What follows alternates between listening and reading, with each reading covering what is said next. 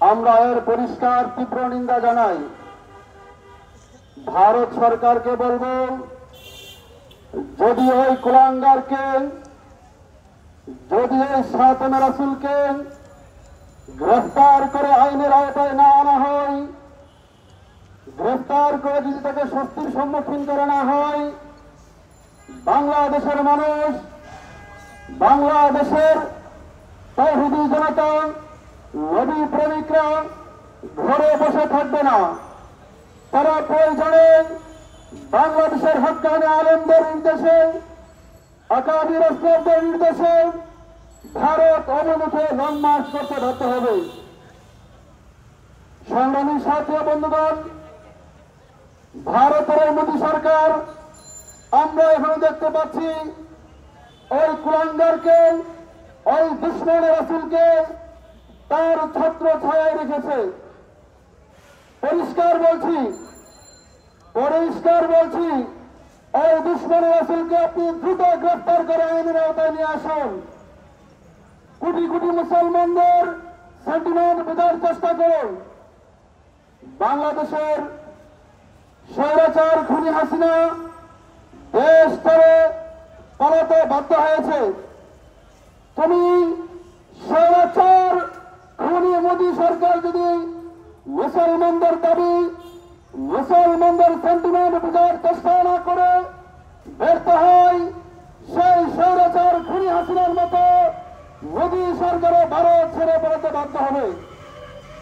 সংগ্রামী সাথী বন্ধুগণ, আমরা এমন এক প্রতিবেশী রাষ্ট্র পেয়েছি, যে রাষ্ট্র বাংলাদেশের যখন নিত্য প্রয়োজনীয় জিনিসের প্রয়োজন হয়, ভারত তখন আমাদের বাংলাদেশের সঙ্গে আমদানি রপ্তানি বন্ধ করে দেয়। কিন্তু যখন ভারতের ইলিশ মাছের প্রয়োজন হয়, নিত্য প্রয়োজনীয় জিনিসের প্রয়োজন হয়, আমরা দেখতে পাই বাংলাদেশের বিভিন্ন সাইড থেকে ভারতকে ইলিশ মাছ দিয়ে সহযোগিতা করা হয়। স্বৈরাচার খুনি হাসিনার সবচেয়ে বড় অপরাধ ছিল সে ভারতের তাবেদারি করত। বাংলাদেশের জন্য সে কিছু করতে পারে নাই, বাংলাদেশের মুসলমানদের সেন্টিমেন্ট সে বুঝতে চায় নাই। সে ভারতের তাবেদারি করছে, যার কারণে সে বাংলাদেশ ছেড়ে পালাতে বাধ্য হয়েছে। ইন্নাল হামদুলিল্লাহ ওয়াসসালাতু ওয়াসসালামু আলা মান লা নাবিয়্যা বা'দা। আউযু বিল্লাহি মিনাশ শাইতানির রাজীম। বিসমিল্লাহির রহমানির রহিম। ওয়া মা আরসালনাকা ইল্লা রাহমাতাল লিল আলামিন। সাদাকাল্লাহু মাওলানাল আযীম।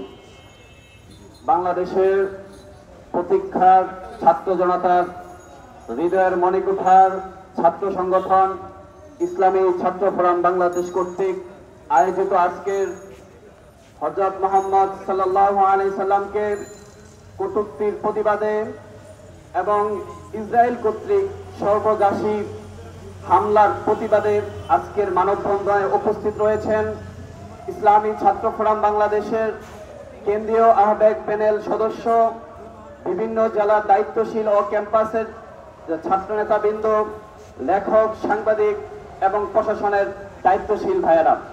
আপনারা অবগত আছেন, এই বাংলাদেশ 90% মুসলমানের বাংলাদেশ।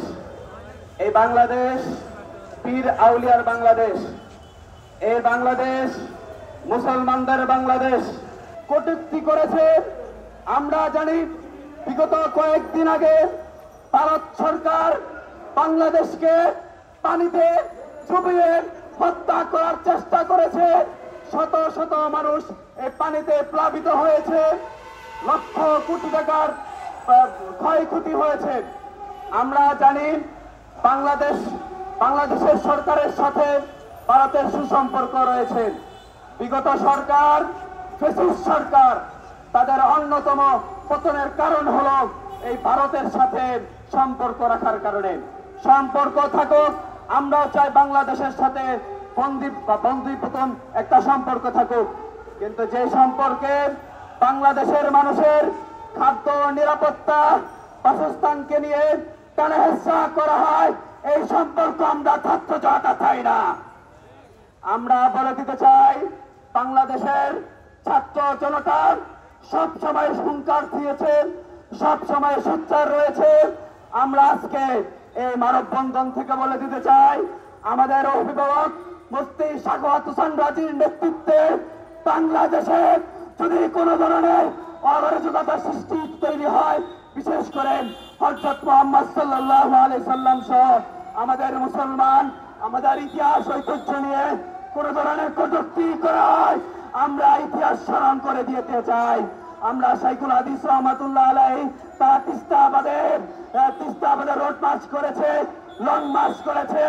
আল্লামা আহমদ শফি রহমাতুল্লাহ আলাইহি 13 সালে শাপলা চত্বরে গণজোয়ার সৃষ্টি করেছে।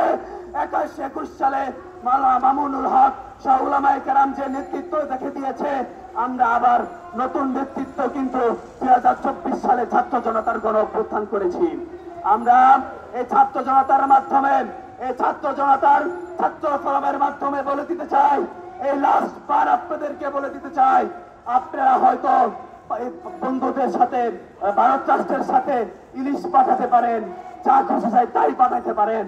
আমরা লাস্ট ওয়ার্নিং দিয়ে দিচ্ছি, আমরা এই ছাত্র জনতার পক্ষ থেকে, ইসলামী ছাত্র ফোরামের পক্ষ থেকে লাস্ট ওয়ার্নিং দিচ্ছি।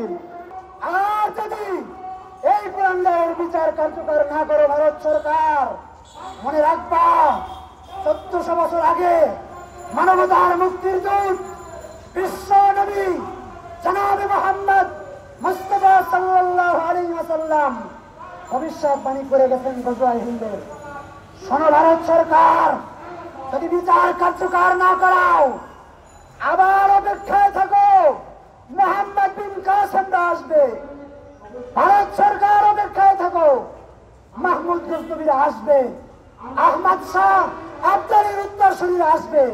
ভারত খান খান হয়ে যাবে, দিল্লির লালকেল্লা ইসলামের পতাকা উড়বে। ভারত সরকার তুমি সামাল দিতে পারবে না। ওটা পৃথিবীর মুসলিম উম্মাহ খেপেছে। স্বয়ং ভারতের মধ্যে গুজরাটের কসাই মুদির বিপক্ষে যে অবস্থান মুসলমান তৈরি করছেন, হয়তো বেশি দিন ভারতের সরকারের হাতেও সময় নাই। আমাদের স্বৈরাচারিণী হাসিনা মোদির বান্ধবী দুপুরের ভাত খাওয়ার সময় পায় নাই, পালিয়ে যাওয়া লাগবে। ভারত সরকার, তুমি মুসলমানদের ভাষা বুঝতে চেষ্টা করো, নতুবা তুমিও রাতের ভাত খাইতে পারবে না, পালানো লাগবে। আমি আমার বক্তব্যের শেষ পর্যায়ে চলে এসেছি। সর্বশেষ কথা, আমাদের দুইটা বিষয় নিয়ে আমরা এখানে আসছি। ভারতকে সতর্ক করা, দ্বিতীয় ইসরায়েলকে সতর্ক করা। ইসরায়েল যেভাবে মুসলমানদের উপর আক্রমণ করতেছে, 1 বছর পূর্ণ হয়ে যাওয়ার মাত্রায় চলে আসে। 3 দিন বাকি আছে। গত বছর 7 অক্টোবর থেকে শুরু করা 72 বছর থেকে নির্যাতন, আক্রমণ, দখলদারিত্ব চালাইতেছে। বিশেষ করে গত বছরের 7 অক্টোবর থেকে শুরু করে আজও পর্যন্ত ফিলিস্তিনের নির্যাতিত মজলুম মুসলমানদের উপর যেইভাবে নির্যাতন নিপীড়ন চালাচ্ছে, এটা মানবতা বিরোধী নয় শুধু। যদি এর থেকেও অন্য কিছু থাকে, সেটারও ওরা লঙ্ঘন করে ফেলাইছে। তাদেরকেও গোটা মুসলিম উম্মার পক্ষ থেকে সতর্ক বাণী শুনিয়ে দিতে চাই। মুসলিম উম্মাহ ঐক্যবদ্ধ হয়েছে, মুসলমানদের